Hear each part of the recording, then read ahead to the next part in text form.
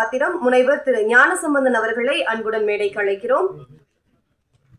திரு ஞானசம்பந்தன் அவர்களுக்கு கைலன் திரைப்பட இயக்குனர் BTK பிலிம்ஸ் திரு BT அரசகுமார் அவர்கள் பூங்கொத்து கொடுத்து வரவேற்பார்.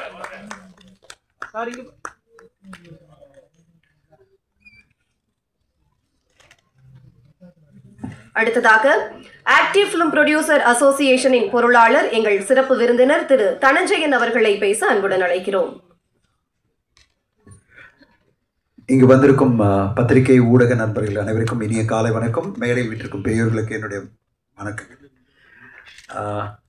இந்த விழாவுக்கு வந்ததுக்கு 2 பேர் காரணம். ஒன்று வந்து அருள் அஜித், அவர் திடீர்னு மெசேஜ் பண்ணி என்னை வந்து சொன்னார், சார் இந்த விழாவுக்கு வரணும் அப்படின்னாரு.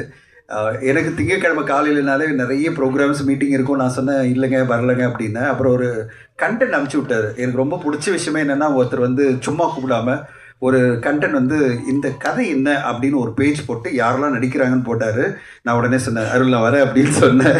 ஏன்னா எனக்கு பிடிச்சது அந்த ஐடியா. அதாவது நான் இந்த மாதிரி ஒரு கதை எடுத்திருக்கேன், நீங்கள் வந்து இந்த விழாவில் கலந்துக்கிட்டு ட்ரெய்லர் லான்ச்சுக்கு நீங்கள் ஹெல்ப் பண்ணணும் சொல்லும்போது அந்த டிசிப்ளின், அந்த ப்ரொஃபஷனலிசம், அந்த ஒரு கமிட்மெண்ட் டு த ஃபிலிம் பிடிச்சது.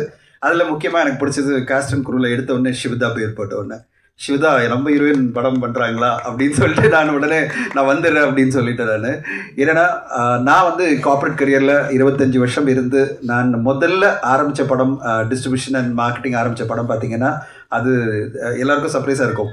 நான் கடைசியாக வந்து கார்ப்பரேட் கரியரில் பண்ண படம் இறுதி சுற்று, அதாவது லாஸ்ட் அப்படின்னு சொல்லி படத்தை முடித்தேன். அது பிறகு வந்து ஒரு படம் ஏதாவது நம்ம பிஸ்னஸில் ஆரம்பிக்கலாம், நம்ம இண்டிபெண்ட்டாக படம் ஆரம்பிக்கணும் அப்படின்னு நினச்சி நான் ஒரு படம் தேடிட்டே இருக்கேன். படம் கிடைக்கல, நிறைய அமௌண்ட்டு கேட்குறாங்க அப்படின்னு வரும்போது ஒரு தயாரிப்பாளர் என்கிட்ட வந்து சார் இந்த படம் பாருங்கள் அப்படின்னு சொன்னார். சிவதா நடித்த படம். அந்த படத்தை பார்த்த உடனே ரொம்ப பிடிச்சிருந்தது. அது வந்து ஜீரோ, அந்த படத்தினுடைய ஹீரோயின் தான் வந்து நான் சொன்னேன் இது இறுதி சுற்று படம் பண்ணிவிட்டு ஜீரோவில் ஆரம்பிக்க போகிறேன் நான் அப்படின்னு நினச்சேன். பட் ஐ ஃபெல்ட் நைஸ், நல்லது. நான் கடவுள் சொல்கிற மாதிரி தான். அதாவது இறுதி சுற்று கார்ப்பரேட் கரியர்லாம் முடிஞ்சிச்சு தம்பி, நீ வந்து இண்டிபெண்ட்டாக ஒரு பயணம் ஆரம்பிக்கணும், ஜீரோலேருந்து ஆரம்பிக்கணும் அப்படின்னாரு. அந்த ஜீரோனுடைய ஹீரோயின் வந்து சிவதா ரொம்ப அருமையாக அந்த படத்தில் நடிச்சிருப்பாங்க. ரொம்ப பிரமாதமான ஒரு பெர்ஃபார்மன்ஸ். 2016 வெளியான படம். அதுதான் எனக்கு ஒரு கரியரில் தொடக்கம் கொடுத்தது. அது பிறகு நான் இண்டிபெண்ட்டாக என்னுடைய பயணம் தொடங்குச்சு. நான் படங்கள் டிஸ்ட்ரிபியூட் பண்ணுறது, படம் எடுக்க ஆரம்பிக்கிறதுக்கெல்லாம் ஒரு காரணம். அது வரைக்கும் கார்ப்பரேட் கரியரில் ஒரு பேக்கிங்கோடு பண்ணுறது வேறு, இது நம்ம சொந்த காசை போட்டு புண்ணாகிறது வேறு. அந்த மாதிரி படம். ஆனால் ஜீரோ எடுத்த உடனே எனக்கு ஒரு வெற்றிகரமான படமாக அமைஞ்சுது. அந்த படம் மூலமாக எனக்கு நிறைய பிரேக் த்ரூ கிடச்சிது. அதுக்கு எல்லாத்துக்கும் நான் சிவதாவுக்கு நன்றி சொல்லணும். ஸோ சிவதா, உங்களுடைய பயணம் எனக்கு ரொம்ப இம்ப்ரெசிவான ஒரு பயணமாக பார்க்குறேன். இந்த கடந்த 10 வருடமாக 9 வருடமாக நான் பார்க்குறது சிவதானுடைய ஃபில்மோகிராஃபி. ஃபேண்டாஸ்டிக் ஃபிலிம்ஸ் அவங்க சூஸ் பண்ணாலே சிறப்பான படமாக இருக்கும். மலையாளமாக இருந்தாலும் சரி, தமிழாக இருந்தாலும் சரி, அற்புதமான படைப்புகள் அவங்க சூஸ் பண்ணுவாங்க. இந்த படத்தில் அவங்க ப்ரொட்டகனிஸ்டாக இந்த படத்தில் நடிக்கிறதும், ஒரு ஸ்டைலிஷான கம்பீரமான ஒரு ஆஃபீஸராக நடிக்கும் போது பார்க்கறதுக்கே வாவ், செம்மையான ஒரு ஹீரோயின் திருப்பி அவங்க அதே மாதிரி நடிச்சிட்டு இருக்கணும் அப்படின்னு ஆசை வருது. நீங்களுக்கு இந்த படம் மிகப்பெரிய வெற்றி அடையும். கைலன், எனக்கு வந்து ப்ரொடியூசரை வாழ்த்து சொல்லணும். சார் உங்களை மாதிரிலாம் நாங்கள் இருக்க முடியாது சார். நாங்கள் 8 மணிக்கெல்லாம் ஷூட்டிங் ஸ்பாட்டில் இருப்போம். ஷூட்டிங் ஆரம்பிச்சதா இல்லையான்னு போய் பார்ப்போம். ஏன்னா நம்ம போகலன்னா படம் ஷூட்டிங் ஆரம்பிக்காதுன்னு ஒரு பயம் இருக்கும். அண்டு 8 மணிக்கெல்லாம் ஷூட்டிங் ஸ்பாட்டில் இருந்து டைரக்டரோட, ஏன்னா என் கூட கௌரவ் ஒர்க் பண்ணியிருக்காரு. கௌரவ் வந்து நானும் கௌரவம் சேர்ந்து ஒரு சிகரம் தொடு அப்படின்ற வெரி பியூட்டிஃபுல்லான இன்வெஸ்டிகேட்டிவ் த்ரில்லர், அவர் கரியரில் one of the best film அவர் கொடுத்தது வந்து சிகரம் தொடு படம். விக்ரம் பிரபு அவர்கள் நடித்த படம். அவருக்கு தெரியும் நான் எவ்வளோ ட்ரபிள் பண்ணுவேன்னு. பாசிட்டிவான ட்ரபிள். அதாவது காலைல 7:30 மணிக்கெல்லாம் ஷூட்டிங் ஸ்பாட்டில் இருந்துட்டு அதாவது இந்த ப்ரொடியூசர் வந்து உட்காந்துருவான். 7:30 மணிக்கெல்லாம் வந்து உட்காந்துருவான்.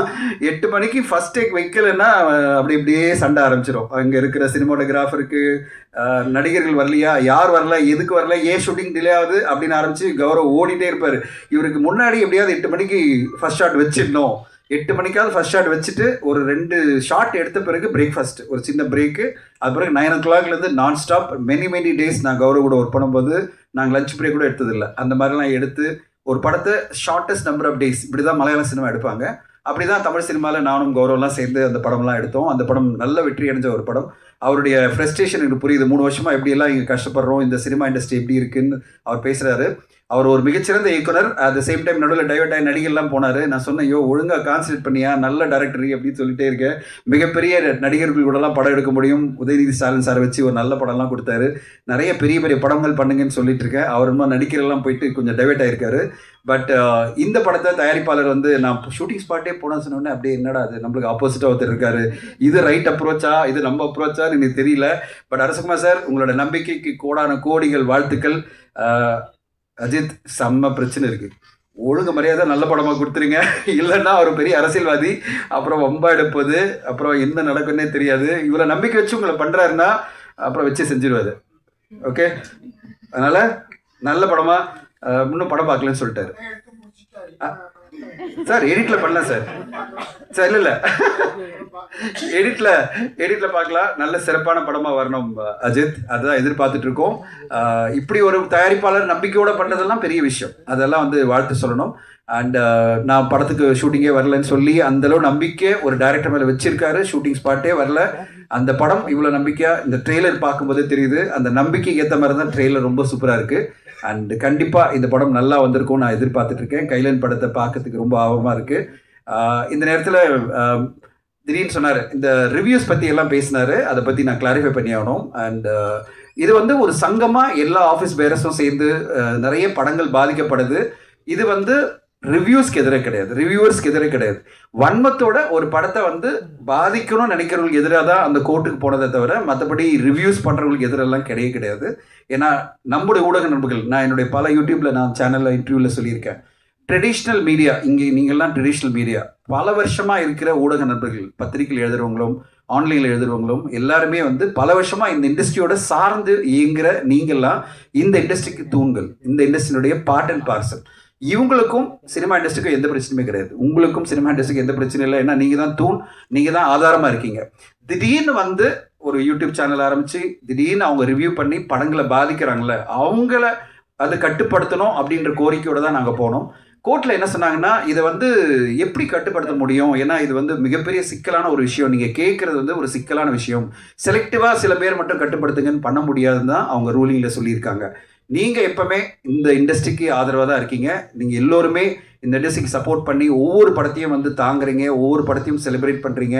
அதனால தான் இன்றைக்கி தமிழ் சினிமா அந்த பாதையில் அழகாக போயிட்டுருக்கு.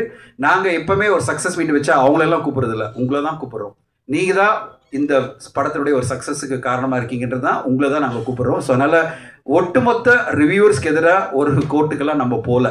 நம்ம வந்து இந்த ஆக்டிவ் ப்ரொடியூசர் அசோசியேஷன் சங்கத்தில் நாங்கள்லாம் போனதே வந்து இந்த மாதிரி வன்மத்தோட யூடியூப் சேனலில் உட்காந்துக்கிட்டு ஒரு படத்தை காலி பண்ணணும், ஒரு படத்தை மொத்தமாக ஒழிக்கணும்னு நினைக்கிற சில பேர் மட்டுமே நம்ம வந்து டார்கெட் பண்ணி கோர்ட்டுக்கு போக முடியாதுல்ல. அதனால் அப்படி ஒரு கோர்ட்டுக்கு போனது தான்.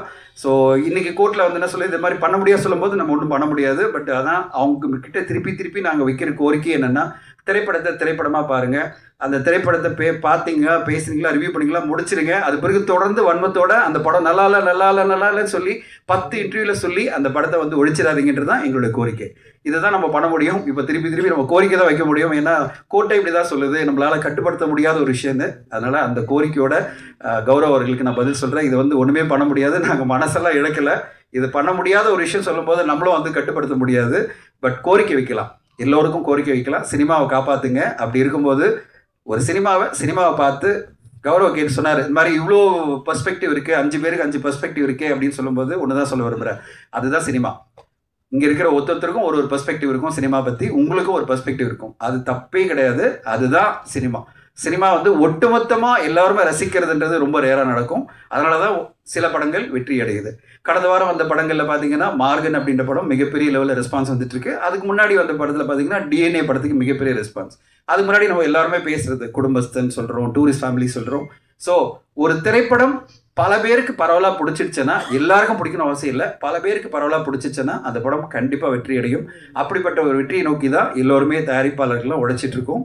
இந்த படமும் அதே மாதிரி ஒரு பரவலான மக்களுக்கும் போய் சேர்ற மாதிரி ஒரு நல்ல படைப்பாக வரும்னு காத்திருக்கிறேன். ஸோ உங்கள் எல்லோருடைய சப்போர்ட்டும் இந்த படத்துக்கு கிடைக்கும்னு எதிர்பார்த்து, thank you so much for the opportunity. Thank you, நன்றி.